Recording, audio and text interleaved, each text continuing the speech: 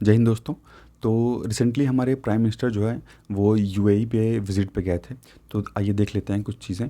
तो prime minister Modi ji ने जो है वो वहाँ के जो प्रेसिडेंट हैं यूएई के, शेख मोहम्मद बिन जायद अल नहयान, तो इनको जो है ग्रेटिट्यूड जो है अपना एक्सप्रेस किया है और ये कहा है कि मतलब पैंडेमिक के टाइम में आपने 3.5 मिलियन इंडियन जो आप यहाँ रहते हैं उनका ख्याल रखा, तो उसी के लिए जो है धन्यवाद जो है हमारे प्राइम मिनिस्टर ने यूएई के प्रेसिडेंट को दिया है।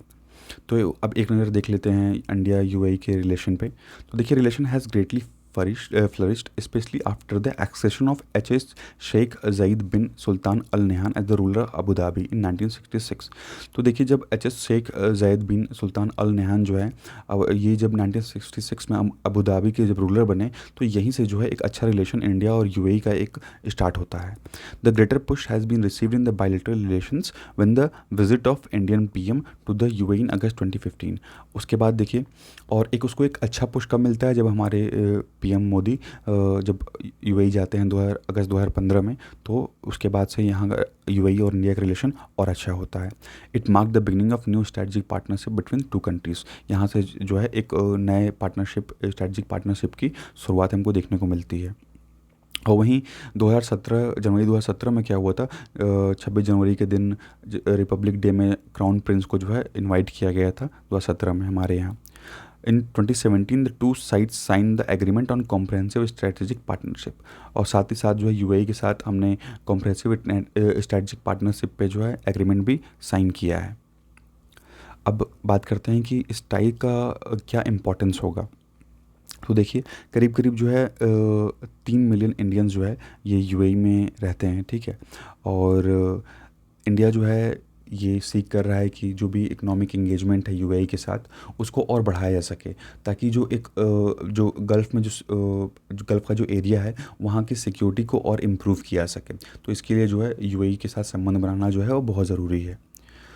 India being a natural partner, देखिए यूएई का जो लुक इस्ट फाइन पार्टनर्स है for its economic growth and with security concern emanating from turmoil on west Asia and growing threats from terrorism. तो terrorism को घटाने के लिए, टेररिज्म से फाइट करने के लिए भी जो है यूएई और इंडिया का हम एक साथ मिलकर काम करना ज़रूरी है। उसके अलावा इन्वेस्टमेंट की बात करें तो देखिए, UAE has a special place due to business friendly atmosphere, willingness to invest in Indian economy. तो यूएई जो है वो इंडियन इकॉनमी में जो है इन्वेस्ट करना चाहता है, क्योंकि उसको यहाँ पे एक अच्छा एटमॉस्फेयर जो है वो देखने को मिल रहा है।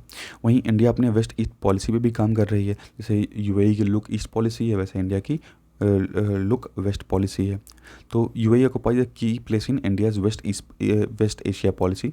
The high level visit from both sides have been given a new impetus to the partnership, ठीक है। तो इसी विजिट्स की वजह से जो है हमें एक अच्छी पार्टनरशिप देखने को मिल रही है। अब बात करें कि यूएई जो है क्यों इंडिया की तरफ टिल्ट करेगा, तो देखिए, जियोपॉलिटिकल कंडीशंस की वजह से, क्योंकि जो ईरान है वो कंटिन्यूसली जो है उसको थ्रेट कर रहा है कि आप जो स्ट्रेट ऑफ हॉर्मुज़ है उसको बंद कर दीजिए, ठीक है।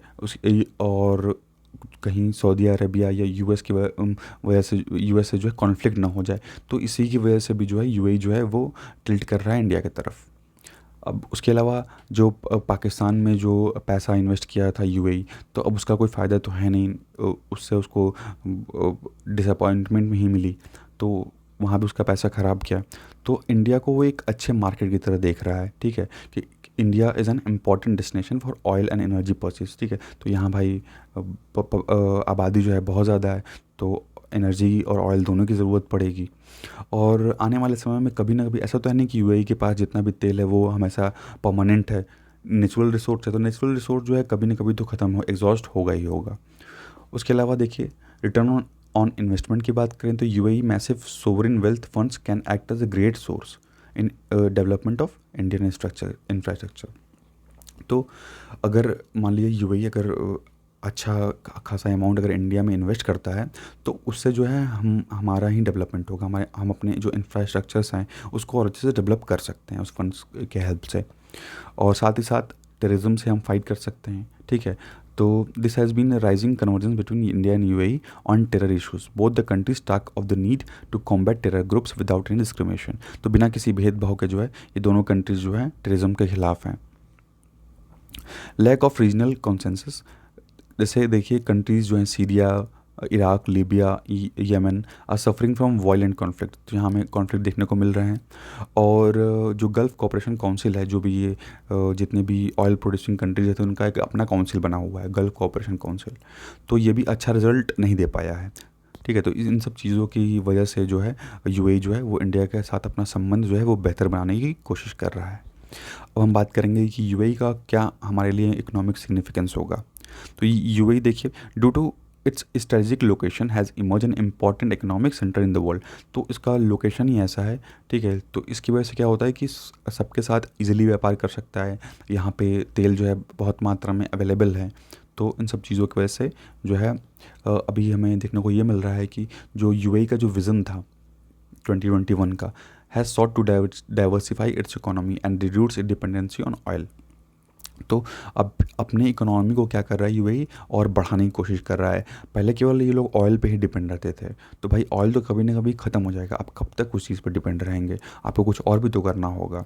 तो इसीलिए although the UAE has diversified it's economy, the hydrocarbon sector remains very important, followed by the service and manufacturing. तो देखिए, अब जो हाइड्रोकार्बन सेक्टर है वो तो इम्पॉर्टेंट है ही, साथ साथ जो सर्विसेज सेक्टर्स है और जो मैन्युफैक्चरिंग सेक्टर है उस पर भी यूएई को जो है ध्यान देने की ज़रूरत है। With services, finance services, wholesale and retail trade and real estate businesses are main contributors. तो ये जो सिर्फ तेल के व्यापार को छोड़ करके और भी ऐसे ट्रेड्स हैं या बिजनेसेस हैं जिस पे यूएई ध्यान इस समय दे रहा है, इसीलिए वो इंडिया के साथ जो है संबंध अच्छा बना रहा है। अब देखिए, बात करें तो India UAE trade investment ties देखते हैं। तो इंडिया जो है, India is UAE's third largest partner after China in US. ठीक है, तो सबसे बड़ा जो पार्टनर है इंडिया का वो है चाइना, ठीक है, पहले नंबर पे। और उसके बाद यूएस जो है वो सेकंड नंबर पे है। और थर्ड लार्जेस्ट जो पार्टनर है ट्रेड में, इंडिया और यूएई के बीच में जो ट्रेड होता है, ठीक है, तो यूएई जो है थर्ड लार्जेस्ट पार्टनर है।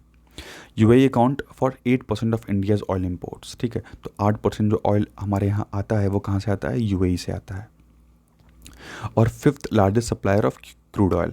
ठीक है, तो फिफ्थ लार्जेस्ट सप्लायर है क्रूड ऑयल का जो इंडिया में, ये यूएई जो है वो क्रूड ऑयल सप्लाई करता है। The aim is to boost bilateral merchandise trade to above $100 billion and services trade to $15 billion in 5 years. तो 5 साल में ये टारगेट है कि जो मर्चेंडाइज ट्रेड हैं उसको करीब करीब $100 बिलियन से जो है बूस्ट किया जाए, और साथ ही साथ जो सर्विसेज ट्रेड है उसमें $15 बिलियन से ट्रेड को जो है बूस्ट किया जाए।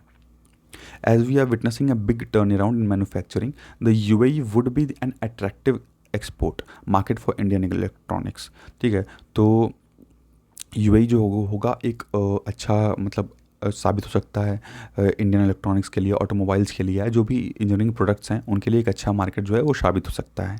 UAE investment in India is estimated to be around $11.67 billion. ठीक है, तो करीब करीब इतना इन्वेस्टमेंट यूएई करेगा हमारे यहाँ, which makes it the 9th biggest investor India. ठीक है, और इसकी वजह से जो है ये इंडिया का 9th बिगेस्ट इन्वेस्टर बन जाएगा यूएई। अगर वीडियो अच्छा लगा हो तो लाइक कर दीजिए, और चैनल को नए हैं तो सब्सक्राइब कर लीजिएगा। Thank you, thanks for watching.